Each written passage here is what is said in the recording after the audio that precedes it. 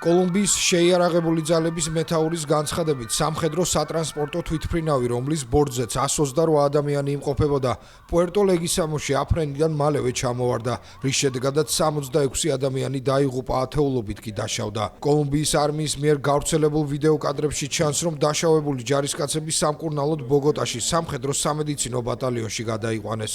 გენერალმა ჰუგო ალეხანდრო ლოპეს ბარეტომ განაცხადა, რომ 4 სამხედრო მოსამსახურე კვლავ დაკარგულად მიიჩნევა. თვითმფრინავის ბორტზე 128 ადამიანი იმყოფებოდა, მათ შორის კოლუმბიის საჰაერო ძალების ეკიპაჟის 11 წევრი, არმიის 115 ჯარისკაცი და პოლიციის 2 წევრი. ჩვენი პერსონალიდან 57 ადამიანის ევაკუაცია განხორციელდა. 8 ქალაქ ფლორენციაში გადაიყვანეს, 59 ბოგოტაში, მათ შორის 19 ცენტრალურ სამხედრო ჰოსპიტალში. 30 ადამიანი კი, რომელთაც სერიოზული დაზიანება არ აღენიშნებოდათ, სამხედრო სამედიცინო ბატალიონში მოათავსეს.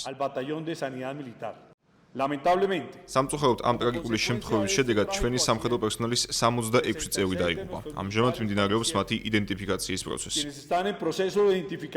პუერტო-ლეგისამო მდებარეობს პუტუმაიოში, ამაზონის პროვინციაში, რომელიც ეკვადორსა და პერუს ესაზღვრება. კოლუმბიის თავდაცვის მინისტრმა პედრო სანჩესმა განაცხადა, რომ გამოძიება ჩატარდება ძალიან სწრაფად, გულმოდგინედ და გამჭვირვალედ. რაც შეიძლება სწრაფად ჩატარდება დეტალური და გამჭვირვალე გამოძიება, ქვეყანა გაიგებს სიმართლეს, ამიტომ ეს პროცესი უნდა წარიმართოს პატივისცემით, ღირსებით და წინდახედულობით, რადგან ამას ეს ვითარება მოითხოვს. კოლუმბიის საჰაერო ძალების მეთაურმა კარლოს ფერნანდო სილვამ განაცხადა, რომ ჩამოვარდნის მიზეზებთან დაკავშირებით დეტალები ჯერჯერობით არ არის ცნობილი. გარდა იმისა, რომ თვითმფრინავს პრობლემა გაუჩნდა და აეროპორტიდან დაახლოებით 2 კილომეტრის დაშორებით ჩამოვარდა.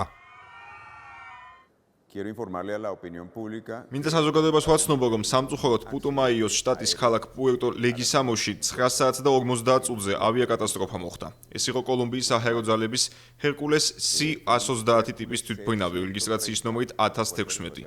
ის პუერტო-ლეგისამოდან პუერტო-ასისამდე მოძრაობდა და ჩვენი ეროვნული არმიის ჯარისკაცები გადაჰყავდა. ავიაკატასტროფის მიზეზების დასადგენად ადგილზე უკვე გაუგზავნეთ საგამოძიებო ჯგუფი. დამატებითი დეტალები ჯერჯერობით არ არის ცნობილი, მაგრამ ვიცით, რომ თვითმფრინავს პრობლემა აფრენისთანავე შეექმნა, რის გამოც ის აეროპორტიდან რამდენიმე კილომეტრში ჩამოვარდა.